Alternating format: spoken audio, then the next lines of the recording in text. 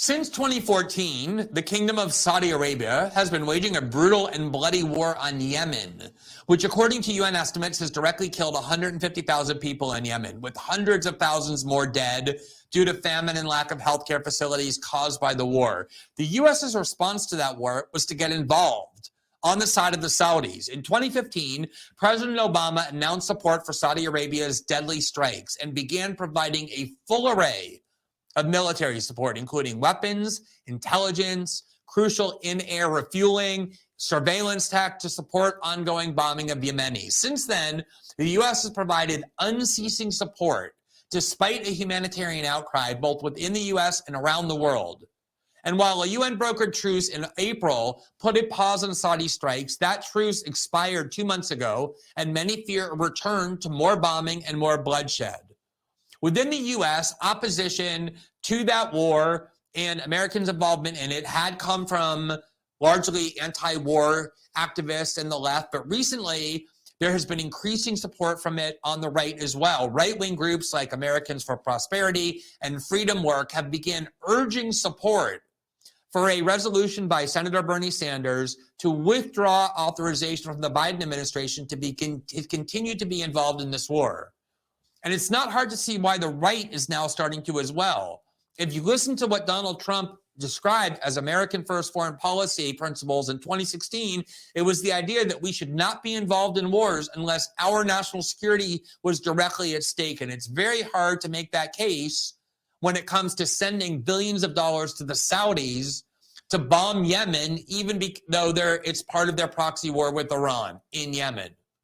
So now what we have is not only people on the left, but largely people on the right, including numerous Republican right-wing senators like Rand Paul and Mike Lee, stepping up and saying they were ready to support Bernie Sanders' authorization to withdraw support and authorization for the Biden administration to continue to involve himself in this war. And it looked as though there was going to be a vote this week where Bernie Sanders' resolution to withdraw this authorization could actually pass, in large part because the American right was now joining with the left to say there's no reason we should be involved in this war. And yet, for some reason, at the very last minute, Bernie Sanders decided, painfully and with deep regret, to withdraw his own resolution that was about to pass simply because Joe Biden told him to. Here's what Bernie Sanders said when he announced on Twitter what it was that he was doing. He said, quote, we're going to have this tweet in just a second. He said, quote, today I withdraw from consideration by the U.S. Senate my war powers resolution after the Biden administration agreed to continue working with my office on ending the war in Yemen.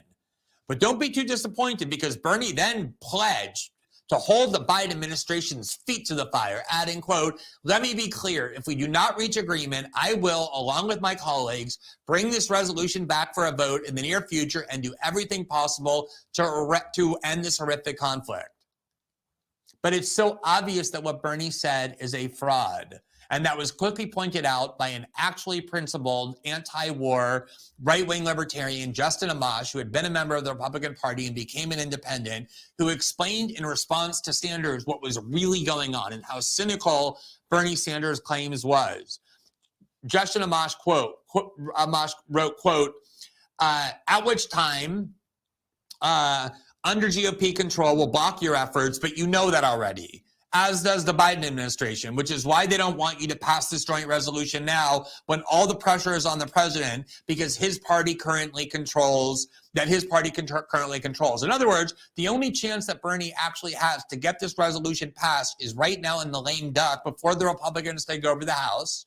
The Biden administration knows that, Bernie knows that, and that's why he withdrew it, because Joe Biden told him to, knowing that this is the only chance it could actually pass. And instead of just admitting that, Sanders essentially defrauded his own followers by saying, I'm going to hold them accountable. If they don't really get this done, I'm going to bring this back, knowing it never has a chance to pass again. And this is always what Bernie Sanders does, and the American left, such that it exists, does, is they pretend antagonism with the Democratic Party, all while, in fact, being constantly subservient to the Democratic Party and doing what they're told. To help me analyze this further, I'm going to be speaking right now to someone who's actually a man of the left, but who, unlike Bernie Sanders and the squad, is guided by his principles, not subservience to any party. He's someone who's become one of the most honest and incisive critics of the left wing of the Democratic Party, such as it is, the writer and analyst Nick Cruz of the Black Revolutionary Network.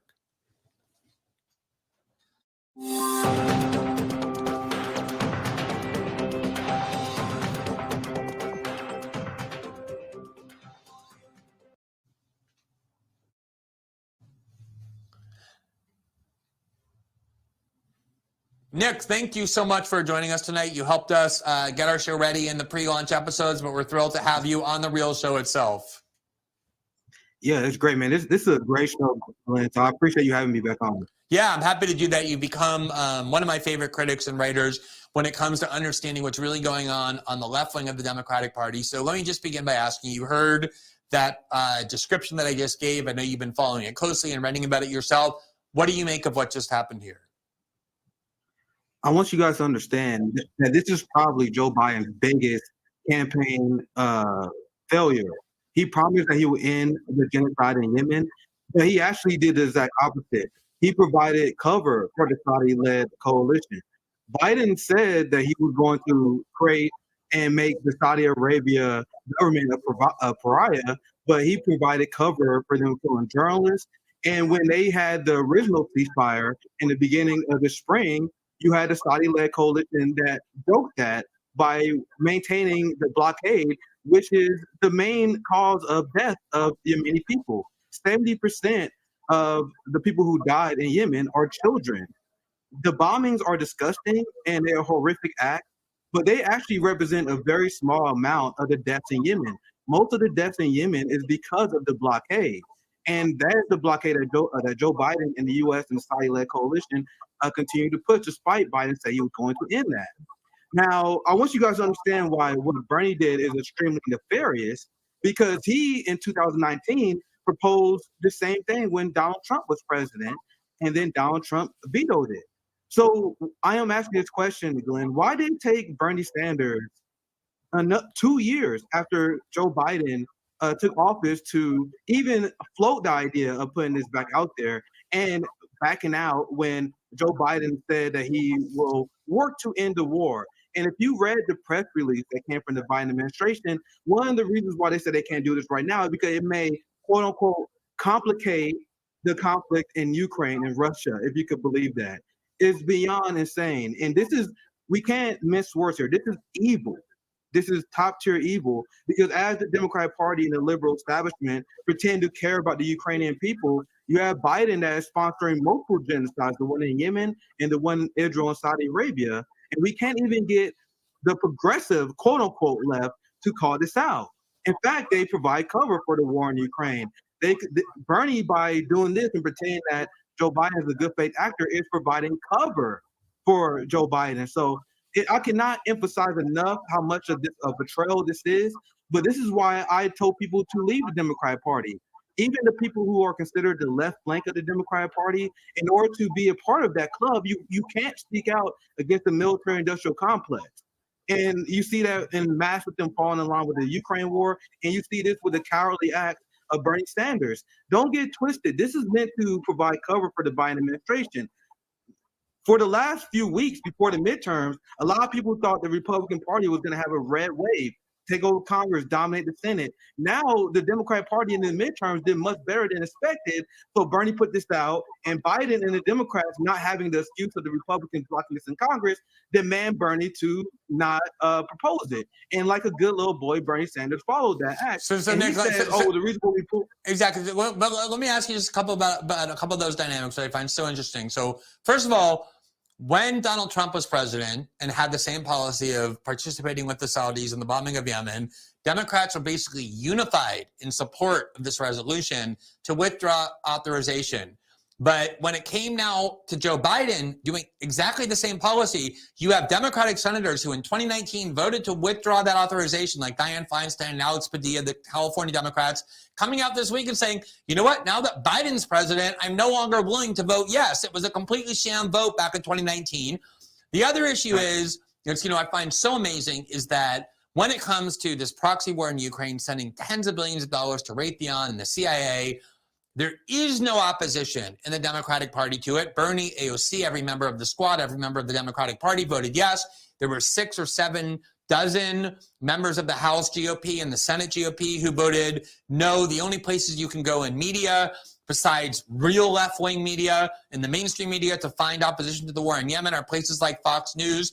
Everything has kind of got it inverted. But let me just focus in on Bernie for one more second. In 2016, the reason Bernie's campaign was so much more successful than anyone expected, I mean, I personally think you can make a very strong case that had the DNC not cheated on behalf of Hillary Clinton, and it's not just me saying that, Elizabeth Warren said that they rigged the election, Donna Brazile said that in her book, that they rigged the election in favor of Hillary Clinton. The reason Bernie was doing so well was because he purposely said, I am not a traditional Democrat. I'm running against the Democratic Party and the Republican Party, similar to what Trump was doing in the 2016 primary on his side, saying, I'm running against GOP and Democratic orthodoxy. And as a result, he had all these like traditional, these non-traditional Democratic voters, rural voters, independents, who really got behind Bernie. That's why he did so well. And he was running on a pledge of a political revolution, not against the Republican Party, but against the Washington establishment. Maybe I got defrauded and fell for something that never really was real. I'd like to think that it was real, but I'm wondering, what is your take on that? Did Bernie really mean that in 2016 and subsequently got co-opted, and if so, how? Or was the whole thing a sham from the start? There are actually 2 thoughts on this. Chris Hedges often said that Bernie Sanders was always a Democratic sheepdog, and this is something that he will always do. And you wasn't the only one who was fooled. I was fooled as well. In 2020, I literally quit my job to work on the Bernie campaign. That is how much I believed in the original message. But what Bernie Sanders did, like you said, was commit massive fraud. Now, I want to ask you guys something. What's worse? Joe Manchin taking corporate money, not even pretending to represent you, and then do the bidding of corporate interests, or the squad and Bernie Sanders, who apparently takes no corporate money, even though George Soros donates to the Working Family Party that donates to the squad. But let's take their argument on face value. They don't take corporate money. They sell out working class people in the left just for the fun of the game, apparently. So isn't it worse than what Bernie Sanders has done? Give people hope, make people believe the Democratic Party is a party that you can have change in, and then take the money of not corporations, but poor people, and then betray us? Isn't that worse than what the corporate Democrats and the Republicans have done? That's exactly what Bernie Sanders have done. And that's why on Revolutionary Blackout, we focus a lot of our time on calling these people out, because it's a waste of our time and resources, especially if you're a part of the anti-war movement, to support these people. So let me, we're running out of time, so let me ask you this last question. I actually struggle with this. I'm not asking you rhetorically to make a point. I really want to hear your answer to it. Here's a case where the fraudulent nature of what Bernie is doing is so transparent and obvious. Justin Amash immediately pointed it out when Bernie said, oh, if they don't really get an end to the war in Yemen, I'm going to be back with my authorization, knowing full well that this is the only chance in the lame duck where it can possibly work when the Democrats have control of the House and the Senate, because come January, Kevin McCarthy is going to be the Speaker of the House. And even though a large segment of the Republican Party actually now is against this war in Yemen, as I pointed out, Freedom Work, American for Prosperity, these Koch brothers groups, a lot of kind of MAGA people, just like they're opposed to the war in Ukraine, are increasingly opposed to this. The Republican leadership, the establishment, is still behind this war. They're not going to let this vote come up in the House. The only chance to make it happen is now. Why are people on the left not angrier, not necessarily because Bernie backs down, but because he so clearly has so little respect for them and their intelligence and their dignity that he's willing to just lie to their face so transparently? Why did they take that? I have no idea. For the last 2 years, I've been trying to get people to not take it, because I think what Bernie is doing is extremely nefarious, and he is taking advantage of desperate people who are looking for any sort of hope. Now, what Bernie did is extremely, extremely nefarious for the reason that you point out. He knows that there's no chance of this passing with the next term of Congress. But let's analyze, why did he wait 2 years? So Bernie gave a great speech on why we should reject the support of the Yemeni war. But if you force this to a vote, Even if it failed, you get the people on the record who support that. And the media, without a doubt, would attack Bernie Sanders. Biden and the White House be upset. But this is why you draw public debate and you embarrass the people who are genocide supporters. They are supporting a genocide, and this is the argument they can win on in public. But they don't want to have that battle because they do not want to make the Democratic Party look bad at the end of the day. That is what it is. That's why they put this resolution when Trump was involved. That's why they don't even want to have a debate. They don't want to expose to otherwise progressive-minded people that the Democratic Party is pro-war. They rather pretend, oh, we're working with the party. We're going to end the war by having great communication with them. So that's why it frustrates us in that revolutionary blackout. We try to make people angry at the people that are complicit with insane crimes. Now, and this is my last thought, but think about what Bernie is saying here. If there's a genocide in Yemen, which is mostly caused by the food insecurity and the malnutrition of the Yemeni people, why wait? Isn't this something that we should debate now? Isn't this a bill that we must have people votes on record for? But that is not Bernie Sanders and the squad's priority. Their job is to be the PR agents of the Democratic Party, the youth wing of the Democratic Party. And that's why at Revolutionary Blackout, we're going to continue to expose these people. We're going to continue to expose people like DSA who apologize for breaking the rail strike. And I know why a lot of people are confused what it means to be a leftist. I consider RBN to be real leftist. I consider Bernie Sanders to be a centrist at best. But a lot of people are confused about this because the progressive movement cosplay as the left. The Democratic Party and the media is more than happy to go along with that. But while silencing and disenfranchising real people on the left like RBN and people like Shama Sawant. So we're going to continue to preach this message, and hopefully the real left wakes up to the betrayal.